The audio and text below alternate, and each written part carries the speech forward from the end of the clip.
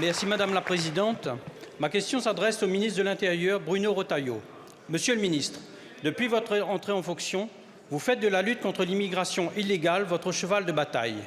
Monsieur le ministre, les coups de menton c'est bien, mais la géographie c'est mieux. Dans votre politique, la France d'outre-mer est la grande oubliée, notamment dans l'océan Indien. Sous nos yeux, les Comores ont déclaré une guerre à la France en déversant toute son immigration et celle de l'Afrique chez nos frères de Mayotte et par ricochet à La Réunion. Les eaux territoriales de Mayotte sont une vraie passoire et nos gendarmes, policiers et douaniers sont débordés. La prison de Majicavo regorge de criminels d'origine étrangère et pas plus tard que le mois dernier, vous en avez transféré 27 à La Réunion dans la prison du Port qui est elle-même en surpopulation.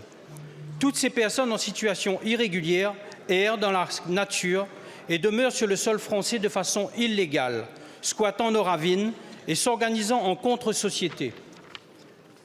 Traque d'animaux sauvages, vol et torture d'animaux domestiques, agression de femmes et de vieillards dans des lieux publics et privés, occupation des rues avec machette en plein jour, les préfectures de Mamoudzou et de Saint-Denis sont submergées de demandeurs de papier entrés de façon illégale sur notre sol.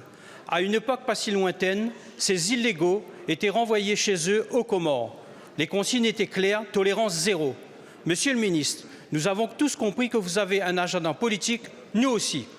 Au nom du peuple français, pourriez-vous intégrer dans votre agenda le fait que les Outre-mer ne sont pas la poubelle de la République, mais que la départementalisation de la Réunion et de Mayotte implique aussi des droits? Monsieur le ministre, quand allez-vous arrêter de subventionner les Comores?